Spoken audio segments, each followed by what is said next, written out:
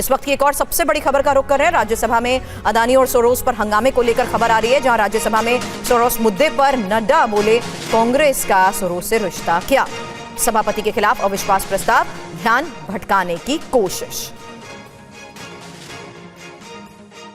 पिछले 2 दिनों से हमारे लोग इस बात को उठा रहे हैं कि सोरोस और कांग्रेस पार्टी की वरिष्ठतम नेतृत्व का क्या संबंध है और सोरोस और सोनिया गांधी, श्रीमती सोनिया गांधी जी का क्या संबंध है। यह देश के आंतरिक और बाह्य सुरक्षा का सवाल है और यह देश की संप्रभुता पर भी प्रश्नवाचक चिन्ह है। This is A question on the sovereignty of the country and the major opposition party and the relationship between George Soros should be discussed because हम आम आदमी के लिए प्रतिबद्ध हैं और मैं 2 दिन से इस विषय को रख रहा हूं और हमारे लोग उस बात के लिए उद्वेलित हैं, उसकी चर्चा होनी चाहिए। Please take your seats. और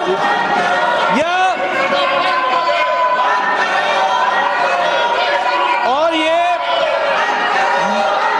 मुद्दे को भटकाने के लिए इन्होंने एक कुत्सित प्रयास किया कि इन्होंने चेयर पर आक्षेप लगा करके अविश्वास प्रस्ताव लाने का प्रयास किया।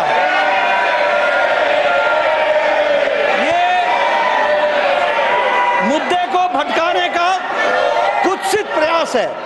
This is a design to deviate the attention of the nation from the issue of the sovereignty of the country, देश की संप्रभुता पर जो खतरा है, आंतरिक और बाह्य सुरक्षा पर जो खतरा है और जिसमें कांग्रेस पार्टी का योगदान है, ये टूल बन करके, औजार बन करके उनका साथ दे रहे हैं। दरअसल संसद के अंदर की लड़ाई कितनी तीखी हो गई है, इसका अंदाजा आप इसी बात से लगा सकते हैं कि सोरोस और अदानी पर छिड़ी जंग के बीच अब सभी विपक्षी पार्टियां राज्यसभा के सभापति के खिलाफ अविश्वास प्रस्ताव लेकर आ गई हैं। कांग्रेस ने कहा कि सभापति के पक्षपातपूर्ण रवैये के कारण यह कदम उठाना जरूरी हो गया। गौरतलब है कि भले ही राज्यसभा में नंबर फिलहाल इंडिया के पक्ष में नहीं है, लेकिन फिर भी विपक्ष इस अविश्वास प्रस्ताव से एक कड़ा संदेश देने की उम्मीद कर रहा है।